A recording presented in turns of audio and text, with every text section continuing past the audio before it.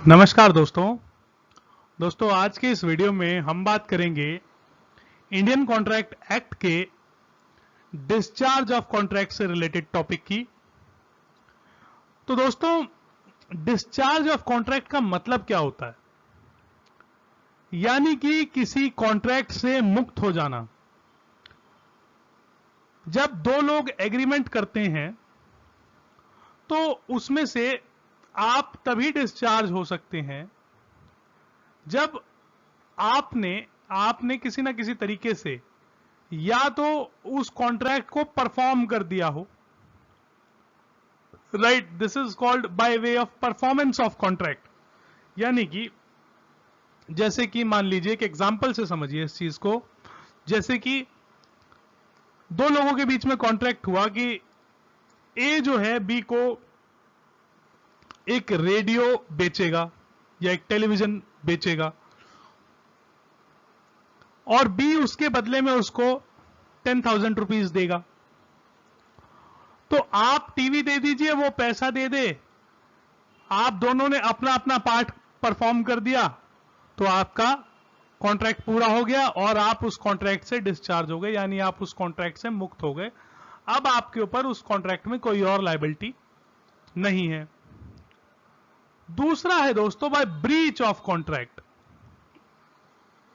तो जब breach of contract का मतलब होता है जब आप कॉन्ट्रैक्ट को तोड़ देते हैं, उसका पालन नहीं करते हैं, तो भी आप मुक्त हो गए। भाई, आपको डैमेजेस देने पड़ेंगे या जो भी देना पड़ेगा वो एक अलग इशू है, लेकिन फिलहाल के लिए तो आप एक बार तो मुक्त हो गए कॉन्ट्रैक्ट से। तीसरा तरीका है बाय इम्पॉसिबिलिटी ऑफ परफॉर्मेंस। अब मान लीजिए, अभी हम इन सेकंड थर्ड को हम डिटेल में देखेंगे। अब आप मान लीजिए जिसके साथ आपने एग्रीमेंट करा वो मर गया, तो अब तो वो कॉन्ट्रैक्ट परफॉर्म ही नहीं हो सकता, तो फिर भी आप डिस्चार्ज हो गए। और चौथा तरीका है दोस्तों बाय एग्रीमेंट एंड नोवेशन। यानी कि जब आप अपने कॉन्ट्रैक्ट को कुछ मॉडिफाई कर लें, राइट, उसमें कुछ चेंजेस कर दें, उसकी टर्म्स एंड कंडीशन बदल दें, तो भी आप ओरिजिनल कॉन्ट्रैक्ट से तो आप डिस्चार्ज हो गए। अब हम आज के वीडियो में 2, 3 और 4 को देखेंगे डिटेल में, क्योंकि परफॉर्मेंस ऑफ कॉन्ट्रैक्ट तो इतना ही है कि आपकी जो ऑब्लिगेशन है आप उसे पूरा कर दो, आप कॉन्ट्रैक्ट से डिस्चार्ज हो जाओगे। राइट, तो let us see all these in detail. तो दोस्तों, अब बात करते हैं ब्रीच ऑफ कॉन्ट्रैक्ट की, कि ब्रीच ऑफ कॉन्ट्रैक्ट से कैसे आदमी डिस्चार्ज हो सकता है, कैसे party to the contract discharge हो सकती है। तो सबसे पहले, जब कोई ब्रीच ऑफ कॉन्ट्रैक्ट करता है तो जो दूसरी पार्टी होती है उसको राइट मिल जाता है to sue for the damages and he is discharge. जैसे मान लीजिए आपके और मेरे बीच में एग्रीमेंट है और मैं अपना पर कॉन्ट्रैक्ट का जो मेरा पार्ट है, आई फेल टू परफॉर्म दैट, तो आप भी उस कॉन्ट्रैक्ट से तुरंत ही डिस्चार्ज हो जाते हैं। राइट, अब दो तरह की ब्रीच हो सकती है दोस्तों। एक तो ब्रीच होगी एक्चुअल यानी कि रियल, और दूसरा होगा एंटिसिपेटरी। तो एक्चुअल ब्रीच ऑफ कॉन्ट्रैक्ट से मतलब दोस्तों है कि जैसे आपको 1 तारीख को, जैसे मान लीजिए today is 3rd of September, so suppose if on 3rd of September you have to supply me certain goods and you don't supply me those goods on 3rd of September, then this is actual breach of contract. इसी तरह से एक anticipatory breach of contract होता है, जब जो party breach करना चाहती है वो एंटिसिपेट कर लेती है, यानी कि प्रिडिक्ट कर लेती है कि मैं ये परफॉर्म नहीं कर पाऊंगा या मैं ये परफॉर्म नहीं करना चाहता हूं, इस तरह से। For example, A and B are in agreement कि वो उसके साथ जो है ना, he would supply certain goods. तो जैसे आज 3rd सितंबर है और हमारा कॉन्ट्रैक्ट ये होता है कि मैं आपको 3rd of October को कोई चीज डिलीवर करूंगा, and I inform you on 15th of September that I will not be able to deliver you, for whatever reason. So this is anticipatory breach of contract. So contract act की section 39 में एक illustration भी दी गई है. This would make your point more clear. A singer enters into a contract with B, the manager of theater, to sing at his theater 2 nights every week. हफ्ते में 2 बार वो उसके थिएटर में गाना गाएगा during the next 2 months, and B engages to pay her ₹100 for every night's performance. On 6th night, A willfully absent herself from the theater and B is at liberty to put an end. तो यहां दो लोगों के बीच में contract ये है कि वो उसके थिएटर में गाना गाएगी हफ्ते में 2 दिन और उसके बदले उसे पर नाइट ₹100 मिलेंगे. अब जब वो 6th नाइट को कॉन्ट्रैक्ट परफॉर्म नहीं करती, यानी कि शी रिमेन्स एब्सेंट, तो उस वक्त बी के पास ये लिबर्टी है कि बी चाहे तो इस एग्रीमेंट को तुरंत खत्म कर दे या फिर वो इलेक्ट कर सकता है, he can elect to rescind the contract और to keep the contract alive. Right. So anticipation के यही 2 इफेक्ट होते हैं दोस्तों, कि ही में रिसेंड द कॉन्ट्रैक्ट और ही में not put the end to the contract but keep the contract alive and continue. जैसे कि इसने 6th नाइट को परफॉर्म नहीं किया और ये 7th नाइट को आगे परफॉर्म कर देती है, तो it is at his liberty to continue और to discontinue. Right. This is about anticipatory breach of contract and discharge by breach of contract. तो दोस्तों अब बात करते हैं discharge by impossibility of performance की. तो इम्पॉसिबिलिटी 2 तरह की हो सकती है, या तो इनिशियल इम्पॉसिबिलिटी हो या सब्सिक्वेंट इम्पॉसिबिलिटी हो. इनिशियल इम्पॉसिबिलिटी का मतलब यह है कि जिस टाइम आपने कॉन्ट्रैक्ट किया उसी टाइम से वो कॉन्ट्रैक्ट वॉइड था because of this impossibility. For example, मान लीजिए मैं और आप एक एग्रीमेंट करते हैं कि मैं आपको सोना बताऊंगा by way of magic. I will give you some treasure by doing some magic. Right. या फिर मैं आपसे एग्रीमेंट करता हूं that I would make alive a dead person. मैं किसी मृत व्यक्ति को जिंदा कर दूंगा. तो ये सब इम्पॉसिबल है. तो अगर मैं आपसे ऐसा कोई कॉन्ट्रैक्ट करता हूं, so this is initial example of initial impossibility. Now subsequent impossibility क्या होती है? सब्सिक्वेंट इम्पॉसिबिलिटी का मतलब ये होता है कि जब कोई ऐसी इम्पॉसिबिलिटी, मतलब हालात में कुछ ऐसा बदलाव आ जाए कि वो लोग उस कॉन्ट्रैक्ट को परफॉर्म ना कर पाए. राइट. तो जैसे कि ए और बी एक एग्रीमेंट करते हैं दैट दे वुड मैरी. अब इनमें से एक मर जाए तो वो कॉन्ट्रैक्ट इम्पॉसिबल हो गया क्योंकि वो अब कर ही नहीं सकते शादी. राइट. तो ये हुआ initial impossibility and subsequent impossibility. अब बात करते हैं डॉक्ट्रिन ऑफ फ्रस्ट्रेशन की. राइट. तो ये जो डॉक्ट्रिन ऑफ फ्रस्ट्रेशन है दोस्तों, this is mainly based on this case of Satyavrat versus Mugrim. और ये जो पैराग्राफ है, this is observation of justice Mukherjee in this case. Right. So when the performance of a contract becomes impossible, the purpose which the parties have in mind is frustrated. जिस purpose के लिए आपने वो contract किया था वो frustrate हो जाता है. राइट. तो कोर्ट ने इसमें ये कहा that essential idea upon which doctrine of frustration is based is that impossibility of performance of contract. In fact, impossibility and frustration are often used as interchangeable expressions.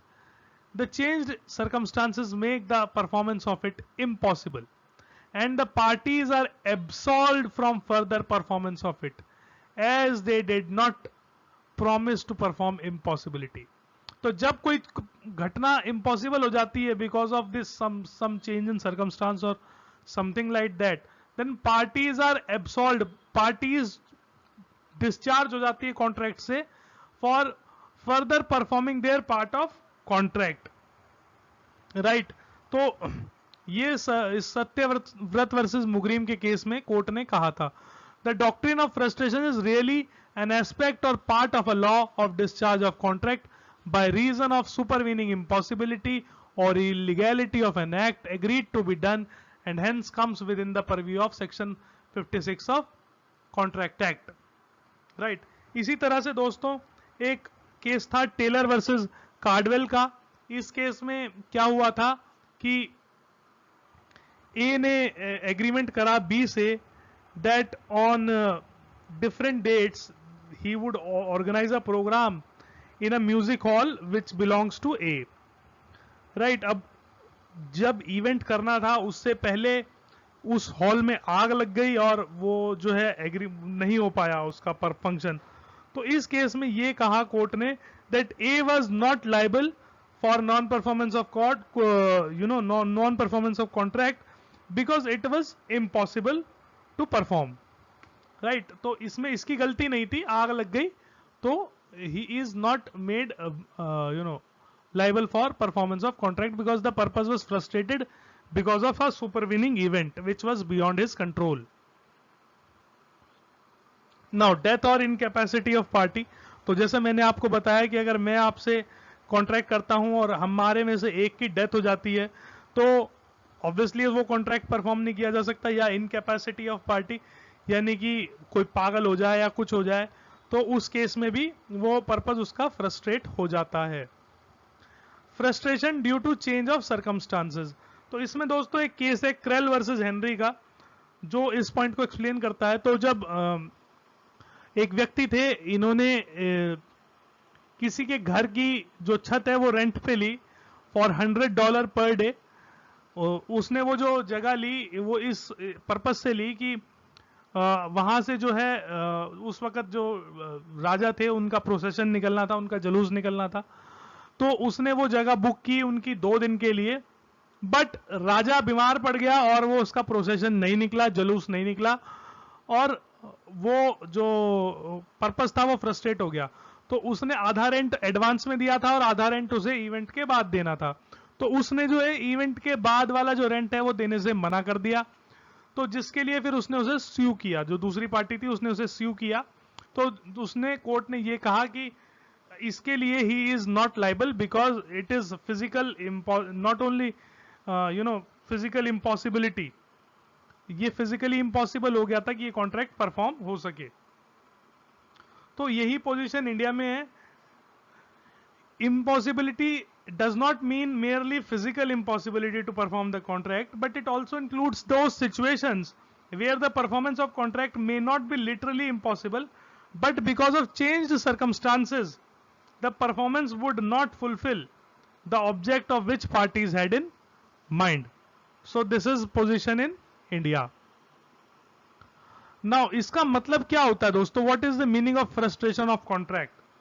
So इसका मतलब दोस्तों यही होता है कि जब बिना किसी पार्टी की गलती के, without fault of either party, a certain set of circumstances arise after the formation of contract, the occurrence of which is due to no fault of either party, which renders the performance of contract by one or the other party physically and commercially impossible. तो जब बिना किसी party की गलती के किसी contract की performance physically या कमर्शियली इम्पॉसिबल हो जाती है तो हम कहते हैं that the contract is frustrated. तो this is doctrine of frustration.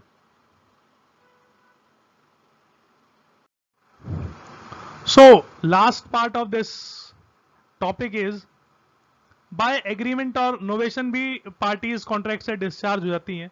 तो नोवेशन का मतलब होता है जब हम कोई नया एग्रीमेंट कर लेते हैं और पुराने एग्रीमेंट को खत्म कर देते हैं, राइट। तो जैसे अभी बैंक्स का जो है लोन स्ट्रक्चरिंग चल रहा है for those people who have unable to pay their loan in this corona virus pandemic period.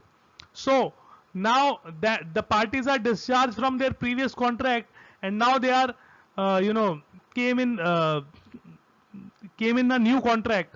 So they are bound by new terms and condition. Now no party can say that I want to act according previous contract. So this is novation.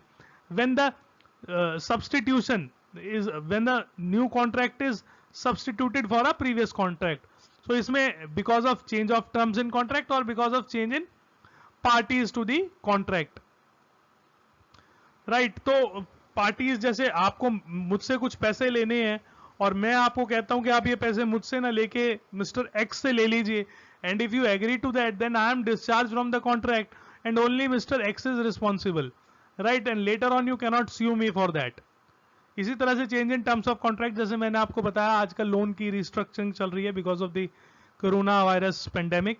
सो इसी तरह से remission of contract होता है दोस्तों, which says आप promise ए, जैसे ए ने promise किया बी को टू, ये इलस्ट्रेशन है सेक्शन 63 की, A promise to paint a picture for B, B afterward forbids him to do so, A is no longer bound to perform the promise, right. अब उसने उसको परफॉर्म करने से रोक दिया तो वो he is free from the contract. So एक बार हम सेक्शन देख लेते हैं, section 63. Every promisee may dispense with or remit wholly or in part the performance of the promise made to him or may extend the time for such performance, right. तो आप dispense कर सकते हैं उसको promise से, यानी कि आप उसको छोड़ सकते हैं, or may extend the time of the performance and accept instead of it any satisfaction which it thinks fit, right. तो इसी तरह से और भी एग्जाम्पल दिए गए हैं सेक्शन 63 में. A owes to B ₹5,000, C pays to B ₹1,000 and B accepts them in satisfaction of his claim on A. This payment is in discharge of whole claim.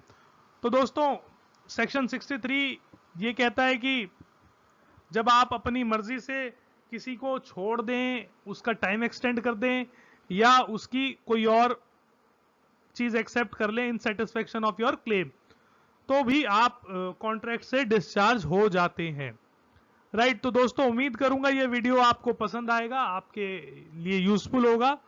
देखने के लिए बहुत बहुत धन्यवाद.